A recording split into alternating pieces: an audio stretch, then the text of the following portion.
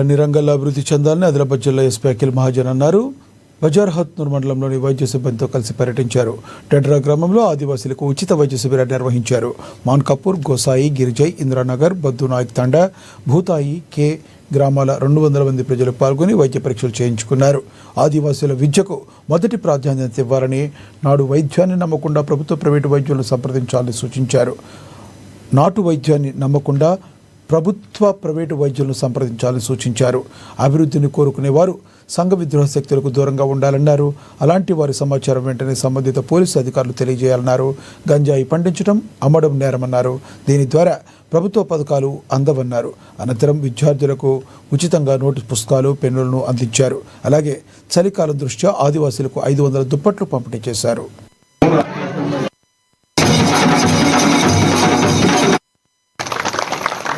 జై జయకార్ అందరికి సమదేశ్.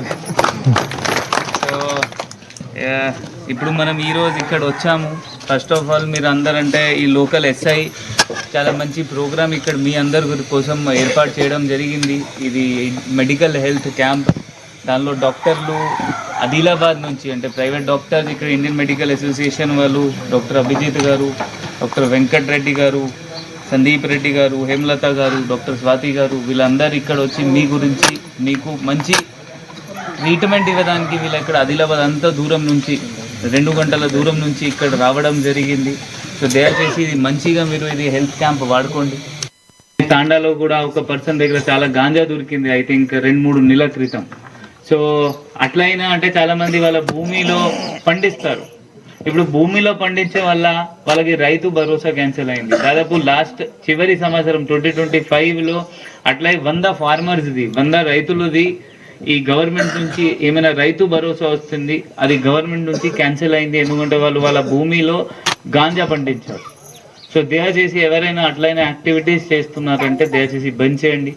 ఎవరికి అలవాటు ఉంటే మన రిమ్స్లో మంచి డాక్టర్ ఉన్నారు, సైకాట్రిస్ట్ ఉన్నారు. అతని పని అది ఎవరైనా ఏమైనా అలవాటు పడినాయి అంటే అతను అది వాళ్ళకి మాట్లాడి మందు ఇచ్చి ఆ అలవాటు తీసేస్తారు. అట్లా కూడా డాక్టర్స్ ఉంటారు. సో దయచేసి మీరు రిమ్స్కి పోతే మీరు ఇప్పుడు స్టాఫ్ నర్స్ సర్పంచ్ గారు ఉన్నారు. సర్పంచ్ గారు మీతో రిక్వెస్ట్, మీరు ఇప్పుడు ఈ సంవత్సరం నెక్స్ట్ 2 సంవత్సరం ఒక ప్రణ్ తీసుకోవాలి. మీ ఊరుకి చుట్టుపక్కల ఊరుకి మీరు గాంజా రహిత చేయాలి.